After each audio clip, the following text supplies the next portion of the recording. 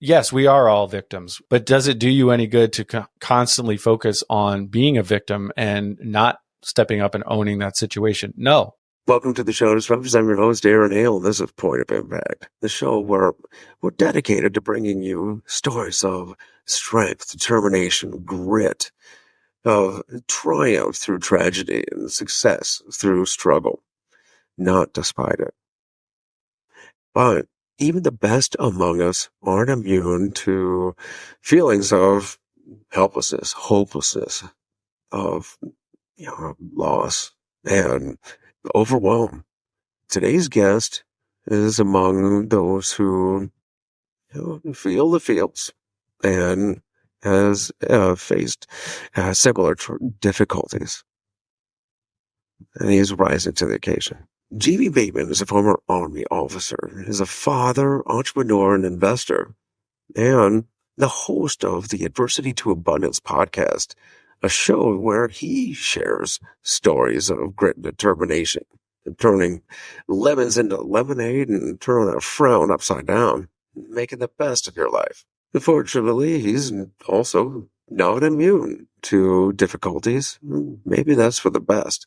In fact, that's what we talk about today. We need to toil. We need the challenge, and we need the feeling of achievement. You can't do that without the hard work.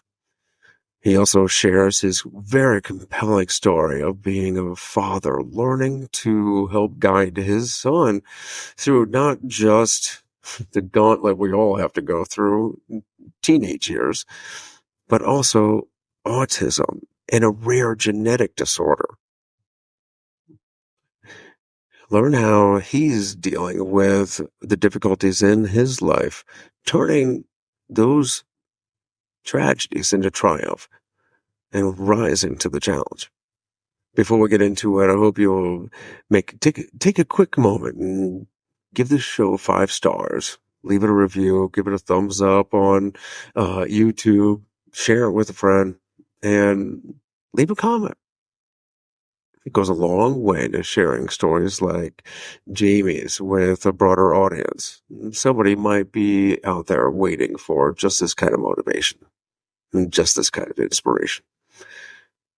Without further ado, my conversation with Jamie Bateman. Jamie, my friend, welcome to the show. Oh, Aaron, thanks for having me, man. This is going to be a fun chat. It's been a little while since I was on your show. Yeah. I want to start off. I'll just introduced you in the preamble, but we've known each other virtually for a little while now, and you've got a similar show, Adversity to Abundance. That's right. I want to ask you, from all the people you've spoken to and your experiences and talking to people who have experienced adversity, maybe it's self-inflicted, sometimes it's situational, but what do you think are the biggest mistakes people are making that get them stuck in these situations? Yeah, great question. And you're right. My show, From Adversity to Abundance, which you were on, I just checked, and your episode came out in September of 2022, episode 24. So you were, we're almost at 100 now, and you were in that first quarter. So that was a fantastic episode. I definitely recommend your listener go back and listen to that. You're absolutely right. I've been able to pull out some lessons learned from our guests and different themes, and to figure out kind of how our listener and anyone can apply the lessons that my guests have been through in their life. So instead of having to go through the same adversity and learn the same lessons over and over and over, learn from the person who's already got the scars, right? And that's the point of my show, is to try and inspire people, because the fact is, like you said, Aaron, some adversity is self-inflicted. Absolutely. No question about it. I've had drug addicts on the show, and you could probably argue that that's largely self-inflicted. I mean, you could argue it either way, I guess. But then we've had other people, that have had a medical diagnosis or an explosion overseas like you did, and I mean that's I would argue that you didn't bring that on to yourself, right? So it really some adversity is self-inflicted and other adversity is not. But I think taking, for one, it's taking the long-term view is to answer your question more directly. I think one lesson learned is take the long-term view. So when you're in the thick of it, or when you're stuck, or when you're going through a hard time, which we are all guaranteed to go through, just know that it won't last forever. And so I think for me, that's been a key piece, both in my personal and business life, but also from the guests that we've had on my show, is that you've got to be able to take that long-term view when you're going through both good and bad, and realize that none of that situation is not going to last forever. It's not permanent.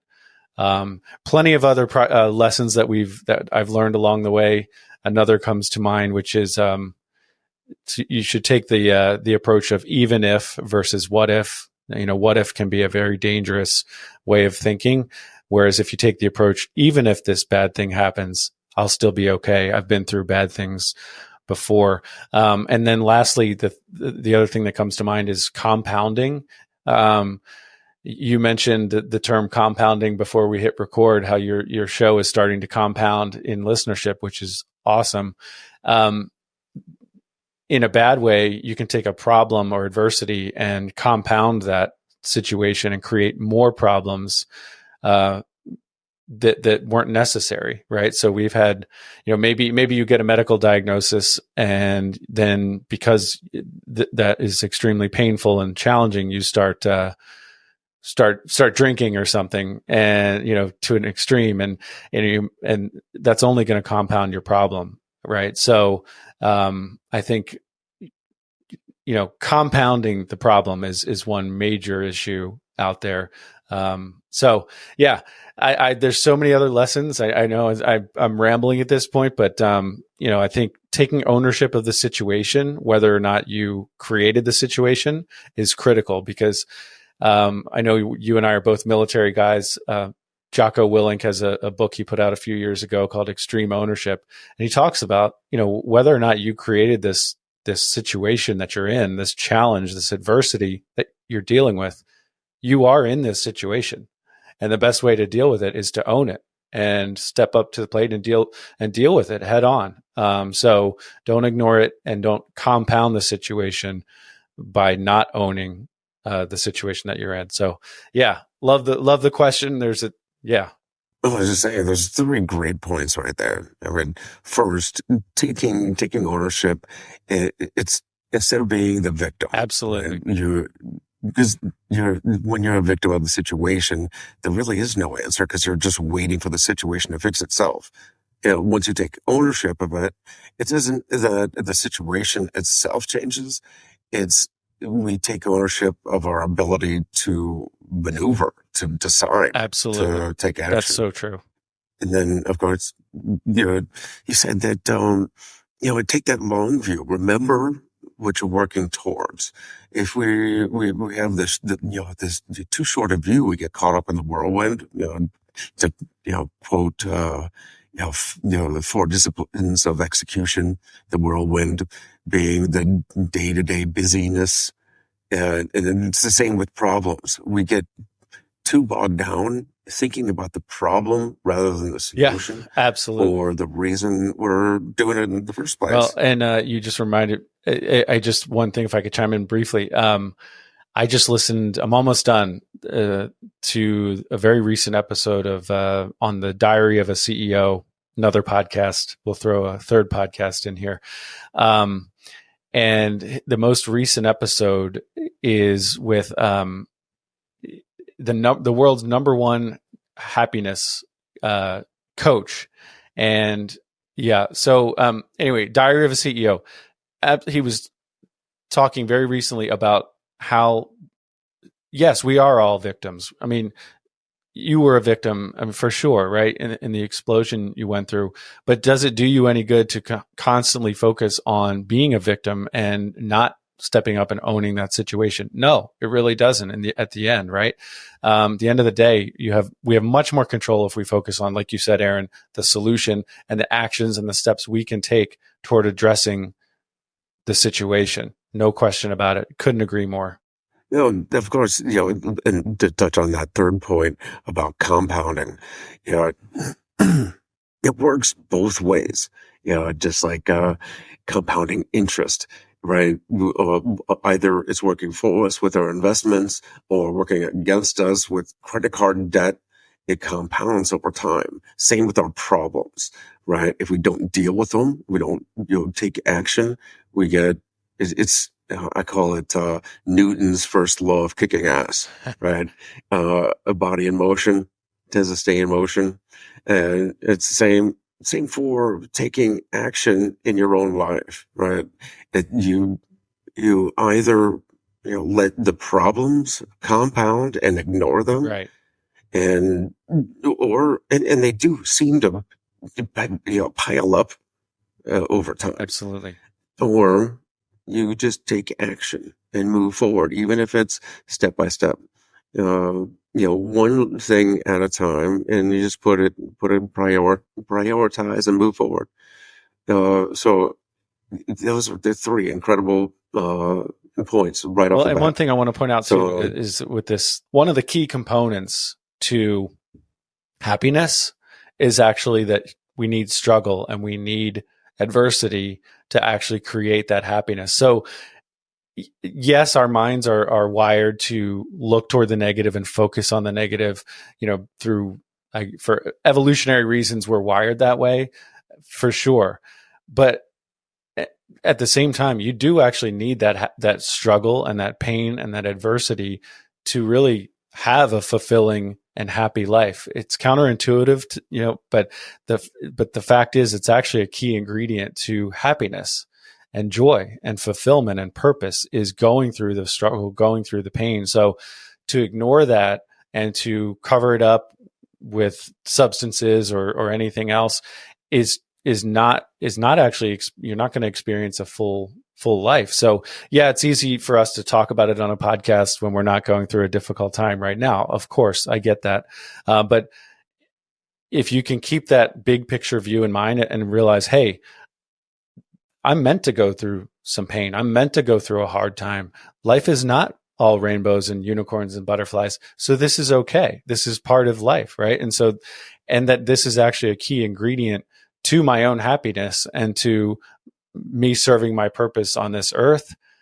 That helps keep things in perspective. And for me, that helps kind of navigate a rough situation and helps me take ownership. Like you were just talking about, Aaron, is dealing with the situation and taking action, taking steps to better the situation and move forward. So yeah, I just wanted to throw that point in there. Framing how we look at life really is a common thread among highly productive people, successful, wealthy people. Just how we phrase certain things. I was just talking to a friend, Diego Corzo, who said, instead of saying I have to, say I get to.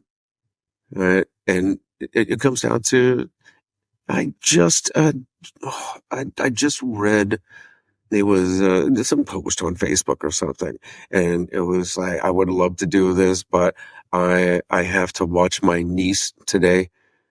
Or you could say, I'd love to do that, but I get to spend the afternoon with my niece today and connect with. So it's just how we frame the world around us. Absolutely. I very briefly, I was at the bank the other day, and the teller said, "Oh, it was your birthday the other day, huh?" And I said, "Yeah, I'm getting old because I just turned 48." I was kind of, just sort of complaining or maybe making fun of myself. And she said, "Well, that sure is a blessing." And I said, Absolutely. You're 100% right. The fact that I've made it 48 years and I've been blessed to be on this earth for 48 years, that's how I should be looking at this, not that my knees ache or, that I'm getting old. So, I mean, perspective is huge. I mean, it doesn't mean we should pretend. On a side note, I'm just one note there. I recently had a birthday also, just turned 46. Oh, nice. Happy birthday. And for the whole year, I thought I was about to turn 45. So, it's like, when you, all Sunday long, you think it's Saturday. Yeah, absolutely. And except I had that for a year. Right. Obviously, obvious sign I'm getting old. But it's just how we picture things, how we frame our mindset, the beliefs we hold. And it's you were talking about world-renowned happiness coach. Exactly. And I always go to one of my favorite books. I mention it all the time, and probably once every other podcast episode, I mention The Happiness Advantage by Sean Haker. Okay, I've heard of that. And there are, I think he has 7 principles of happiness. And it's really, one of them is all about perspective. And the one is the fulcrum and the lever. Okay. Right? And for one person who has to do something today, it might be a difficult day. But for somebody who gets to do something, the day in the activity is a gift. Yes. And when you're talking about, we need the adversity. We need the struggle. We do need to toil, because that's a component of achievement. Without the work, how do we achieve anything? And that's one of those personal needs of the human psyche. We need to feel achievement, and we need that feeling of the meaning in our lives, that we have value. Absolutely. And it all comes down to if we get to do something today, whether it's hard work or absolutely, and just get to have a and it doesn't mean we're changing. We're living in some fantasy world, by being all positive and pretending that we don't have problems or something like that. That's not it at all. We're acknowledging that this is the situation we're in. We're owning the situation, the adversity that we're going through. But your approach and your perspective, in particular, absolutely right there, can have a huge influence on how things progress and how much impact you have on people and how much abundance you end up living in your own life, for sure. So it's not a fantasy world. We're still living in reality, but you're absolutely right that your perspective is critical to how you navigate a challenging situation and how you become the best version of yourself. You mentioned Jocko Willink and extreme ownership, and as soon as you said that, I was thinking about how it's not like we're ignoring the problems or have this false sense of optimism or hope, or we just feeling our feelings.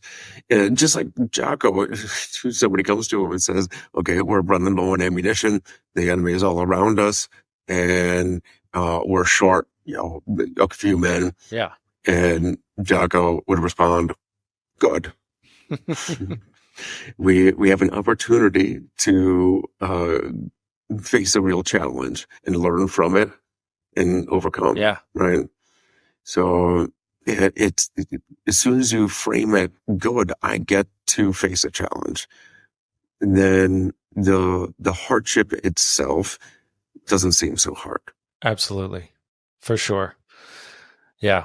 And I think you mentioned just before we started recording that you've faced some challenges recently? Yeah. Anything you care to mention? Well, everything's been perfectly. It's all rainbows and unicorns and butterflies for me, but for everyone else, no, I'm kidding. Yeah, you're absolutely right. I mean, and on my show, we don't. I always make the kind of caveat or disclaimer that yes, my show is called From Adversity to Abundance. That doesn't mean that you go through adversity and now you live in abundance for the rest of your life. It doesn't mean that you don't go through additional adversity, right? And so I've had plenty of ups and downs in my own life. Recently, within the last year and a half, we've dealt with some real challenges in our family, and I won't get into all the specifics, but we've dealt with some serious issues, particularly with my son and his health, and particularly mental health. And he's 14, so I'll let some years go by, where he can decide how much he wants to share out there publicly. But I will tell you that around this time last year, in January of last year, is when things really started to decline significantly in our house and in our home. I had a lot of business stress going on at that time as well, which I think, speaking of compounding, I do think the two things are somewhat related, that there was just a lot of stress in our home in general. I have a wife and two kids. We live in Maryland, just for a little bit more context, two teenage children. And our son ended up going through some very serious mental health challenges. He's on the autism spectrum, disorder spectrum, if you will. But additionally, went through some very serious mental health challenges separate from that. And then recently we found out that he actually has a genetic condition. We didn't find this out for about, he's 14, and we didn't know for 14 years that he's had this very rare genetic condition since he was in the womb. So he was in and out of psychiatric hospitals in the first quarter of 2023. And needless to say, but I'll say it anyway, is that it put an incredible amount of stress on our family. And yeah, I'm happy to kind of discuss some of the ways we navigated that. I'm also very happy to say that right now, as we record this, January 19th, 2024, both the business situation and the situation with my son's mental health have improved dramatically. And so, are we out of the woods yet? No, I wouldn't say that, but I'm just so grateful, because we did go through such a challenging time. I am so grateful to say that things are stable and generally happy at home. And I will tell you that this is something that's, we're facing a mental health crisis in our country. So, as much as I'd love to say my son's situation was an isolated incident, and that's just not the case. If you look across the country, I think the pandemic had a massive effect on kids and teenagers in a negative way, and the shutdowns. Not to get too political there, but it just I think it really caused some serious anguish and anxiety and depression amongst teenagers, and couple that with social media and some other factors for sure. I think we're facing a real crisis that many people haven't even acknowledged yet. And unfortunately for us at home, that was front and center. And it was extremely, extremely challenging in many ways that I won't get into. But yeah, I'm just thankful that everybody's alive and well at this point. That's it. That age this is a difficult time for any kid. 100%. Boys, girls, that's a period of transition from childhood into adulthood, and no point in a human life are there more changes mentally, physically, uh, otherwise, Absolutely. socially, in such a short time frame, they literally become different people. For sure. And in my son's case, he actually didn't speak more than maybe a word, maybe a couple words per week to us. He didn't speak for about 4 or 5 months while he was going through some very serious, mental health challenges. So that makes it difficult on the parents and the rest of the family, because you don't know, you don't know if he's choosing this. You don't know if meaning choosing not to speak or just is unable to, and you don't know what he's going through. And he still doesn't say a whole lot. He's becoming a man of few words. He's a boy of few words, becoming a man of few words. But when the person going through this situation isn't able to convey or doesn't convey, what they're going through, it's very difficult to help. And so that made it extra challenging for sure. Now that we have this recent information about his genetic condition, which I'm seeing as a total blessing, by the way, that the information, we understand more now that he really, a lot of kids with this genetic condition actually never speak or have very serious speech disorders. So that helps me with empathy as well, to be honest with you, because it's like, okay, he's not just being a jerk. He just can't speak right now. And so that, there's a lot to navigate there. And we've been through a lot as a family. And this is not to have a pity party for Jamie and his family. It's just to say, hey, this is real. People might see me on social media or see me talking about business success and everything. And that's great. And that's not that's fake, but there are also some real challenging times that I've personally been through, and we've been through it at home. And so the mental health piece, I think, is critical, and I want to have more and more guests on my show to address that topic. I do think it's very complicated. It has to do with physical health as well. It's not some isolated thing, but it's still kind of a nebulous topic dealing with, just mental health and mental challenges, mental adversity is not, it's a very complicated area that I think we're only scratching the surface on. Yeah, anyway, it's, I'm just very grateful, to be where we are. I think, one of the key takeaways, Aaron, that I have from that situation, and it's not 100% in the rearview mirror, but one of the key takeaways is focusing on what you can control. And I'll give you a quick example of what I mean. When my son was in the hospital, I'm spending hours and hours researching all these possible situations or drivers for this situation. I mean, so does he have bipolar disorder? Does he have a brain tumor? Does he have some mitochondrial disorder? All these rabbit holes where I'd spend hours and hours reading. And yeah, it's great to gather information, but at the end of the day, on some level, it kind of doesn't matter because I can't control that anyway. So, so one of the takeaways was, hey, I'm not going to have all the information.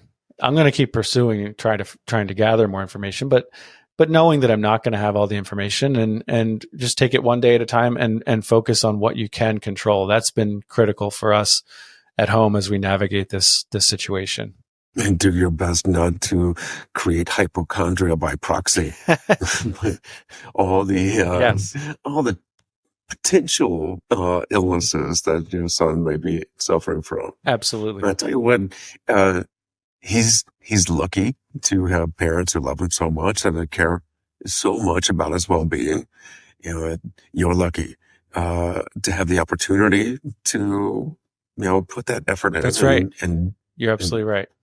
Show your family, your son, how much his father cares for. Well, let me just you're absolutely right. Yeah. I'm sorry it's a topic I get a little passionate about. So recently, I want to share how I approached this with my son. When we found out that So the condition he has is called MED13L. It's very rare. They're just learning more and more about it. MED13L. He has that genetic condition where there's a misspelling in his genes. And, your listener can Google it, of course, but we just found this out within 2 months. And so the way I frame this gets back to your point, Aaron, about perspective, right? And framing things, how we approach things. So what I told him was that I said, you can look at this as though, why me? Most kids don't have this MED13L genetic condition, because we shared the information with him about his condition. And I said, you can look at this as I'm a victim. Why did God give me this genetic misspelling? Most kids don't have this problem or this challenge. It's not fair. Life is not fair. Or you can say, hey, among the kids who have this or people who have this genetic condition, I'm one of the few who actually can speak. And I mean, there are many people who have serious muscular and skeletal challenges with this if they have this genetic condition. Many of these kids have serious heart conditions that lead to a very challenging life, if not death. And so if you compare my son's situation to kind of the broader group of people who have been diagnosed with this genetic condition, he's super lucky. So I said, hey, you're really lucky. I mean, that's how you can look at this. Is you can opt to look at it as I'm a victim or I'm really lucky. And we're not changing the facts of anything. That's the situation he's in, no matter how he chooses to look at it. Right. And I think he's going to live a much better life if he, in the end, chooses to look at this as I'm blessed, I'm lucky. Things could be so much worse. And the other thing I mentioned to him was, hey, you're one of the rare cases at Johns Hopkins Hospital. They want to study you. I said, you're cutting edge, man. Like this is really cool. They want to study and learn from you. And his eyes lit up and he said he's really interested now in doing more DNA testing and more genetic testing on himself, because he didn't have that interest and now he does. So, it is 100% about your perspective. It's easier said than done. It's easy for you and I to talk about this on a podcast, and tell people what they should do. But that is a recent example of how I tried to help my son frame his perspective as we go through this adversity. Well, the same as when you mentioned the ebb and flow of adversity and abundance, right? It's almost like it's cyclic, or there are tides to it. We go through our challenges, and it's internal as well as external. And we're not always in one or the other, right? We're not only always facing adversity or challenge, or only always in a state of abundance. That mindset, that perspective that we've been talking about, it's a practice like meditation or working out. We've got to, it's not a habit. It's more of a routine where you've got to remind yourself that this is the way I should be thinking about Yes. this. Then it doesn't always work. We get down on ourselves, and even the strongest willpower and the strongest mindset, every once in a while, doubt and fear and anger, all those other emotions that are negative and self-defeating still get in.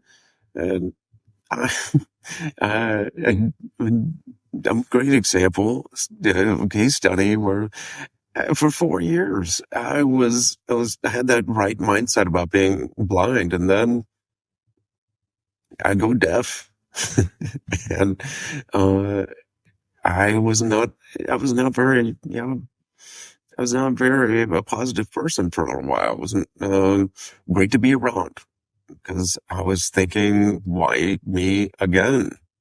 Right? Why does this have to happen to the same person? So, not to talk about me on the show. I brought you on to talk about you, but you make a great point there where you don't just kind of lock in on a mindset. No, it takes practice. It's absolutely. And my wife will make fun of me sometimes because, my podcast is supposed to be positive and inspirational. And I'm always talking about this kind of thing. But the reality is I have bad days. I complain, like anyone else. Right. So she'll kind of call me out if I'm getting a little too negative. And that's not to say negative emotions are bad, by the way. I think I'm trying to see that positive and negative, all emotions are actually good. They're not negative emotions aren't bad. It's just, what do you do with them? Right. And, they're very real, and they're there for a reason, and they've kept us alive over the, anger, sadness. Those aren't bad things. That's okay. Right. And I think that's part of it, is just accepting that having negative emotions is not a bad thing, but do you stay there? And like, how long do you stay there and wallow and, play that victim card? And, I don't think anyone would blame you, Aaron, for having that approach to your own situation. I don't know what that's like. I don't know if I would have stayed there mentally for 10 years. Yeah. I don't know. But it likely didn't, objectively speaking, it didn't probably serve you or the people around you. And I'm not trying to judge you. I'm just, just as a case study, like you said, did it help you to stay there mentally? I doubt it. Right. And that, another interesting point to bring up here is, I do actually think, and the doctor talked about this on this episode of the Diary of a CEO. He says that in our society, empathy actually has been a little bit overvalued, and what we really need is compassion. So, if you look at someone who's going through a really tough situation, it doesn't mean that you need to necessarily feel that exact pain, because I don't know the pain that you went through, Aaron. I mean, I really can't, right?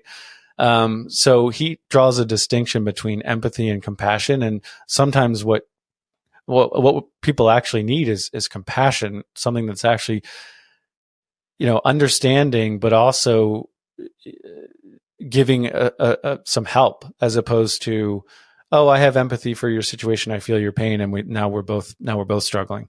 So I don't pretend to be an expert in psychology or anything like that, but I thought that was an interesting distinction that I just recently learned about as well.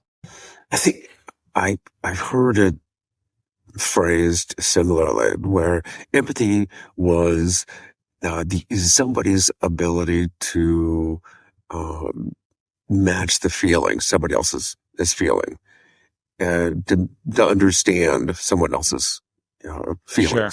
And compassion was the willingness to take on other people's pain, other people's emotions, and share the burden with them.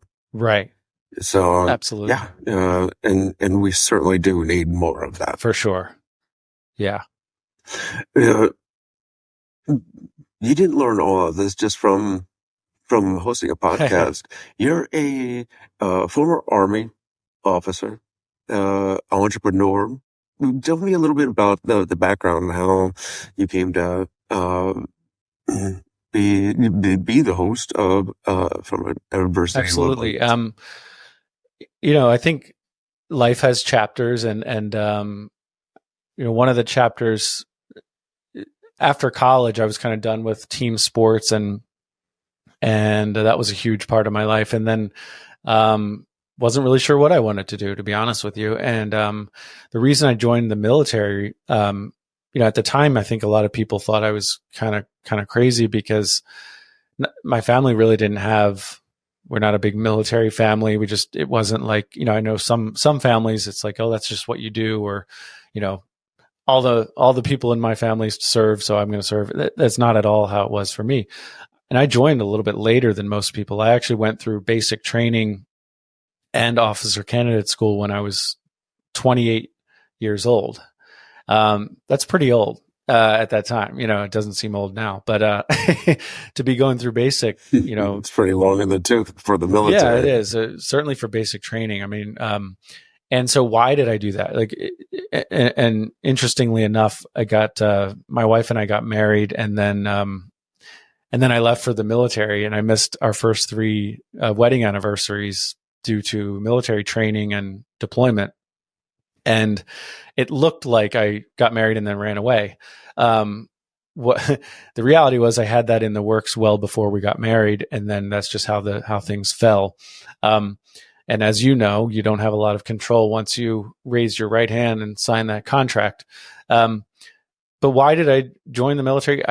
It gets back to purpose and meaning, and serving. And at the risk of patting myself on the back, that's not my goal. But I wanted to do something with meaning and purpose. I wanted my life to count, right? And so once I didn't have the team sports and really something I was striving for, I felt I needed to be a part of something bigger than myself. And what better way to serve than to serve your country? I mean, that's really what it was. Yes, I could have some income. Yes, I could, there are other benefits to being in the military, but it was really about being a part of something bigger than myself and serving others. So yeah, through all that, I ended up taking a role with the Department of Defense as a civilian, and I worked at Fort Meade in Maryland for 14 years as a civilian. And part of that was part-time. And then I started to build my real estate business. And now I do mortgage note investing, and I have a loan servicing company. So I've started to build I didn't have that crazy story where I ripped off the Band-Aid and quit my W-2 and figured it out. It was a slow build for me. I did have a family. And so I was able to, over the course of really a decade, kind of build up, have a W-2 income on some level, but then build up my entrepreneurial streams of income as well. Briefly, the reason I started my podcast was that I was a co-host on a mortgage note investing podcast. It was called the Good Deeds Note Investing Podcast. I didn't start the show, but I was asked to be a co-host, and I helped run that show for about 2 years. That was a fantastic experience. What came out of that was that I loved the human stories about adversity and getting to abundance and the mindset stuff that you and I are talking about right now. And so, yes, it was fun and fine to talk about how do you make money on a non-performing note? How do you navigate a foreclosure in South Carolina? How do you go, what's Chapter 13 bankruptcy? That's fine. It's important to know if you're if you choose to be an investor.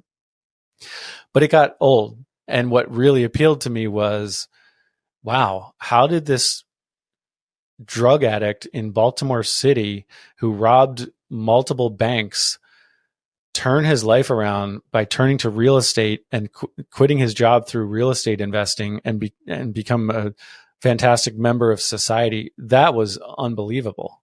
Just as an example. So I started to realize it's truly the human element that appealed to me. And so now, from adversity to abundance, quite honestly, has been mostly a passion project where once this comes out, we will have been over 100. We'll have 100 episodes out. So does it make money for me? No, it doesn't. It's just something that I love doing, and I love learning from people. And I love, I'm hoping that it adds value to the listener and, the broader, to everyone out there. So that's really kind of the high level, long-winded, but high level snapshot of how I got here. Well, with that last point about the podcast not making money directly, and that's not the only way to benefit from having a podcast. No. You're networking with others, you're building relationships, building credibility. Absolutely. For yourself and your business. Then you're also growing as a person as you. So true. You hear these stories, these incredible stories, like a bank robber example. Yeah. Just imagining how much reframing of mindset that person had to go through Incredible. to change the entire trajectory of their life. 100%. So And episode 1 of our podcast, of my podcast, check that. It's Mark Owens. I had him on there. I've interviewed him twice, once on each podcast that I hosted, but episode 1 is the one where I'm referring to. Mark Owens, incredible story. But yes, I mean, and the amazing thing about these stories is that the principles can apply to anyone. They really can. So no, you listener probably won't end up in jail from being a drug addict and a bank robber, most likely, hopefully, right?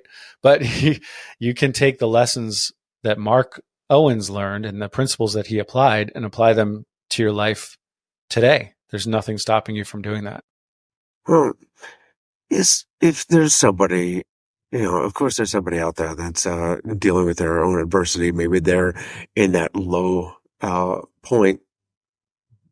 What are some actions they can take right now to start changing their mindset, start building up that inertia that we were talking about earlier? Yeah. Besides taking, ownership, you mentioned earlier about communication, being able to ask for help.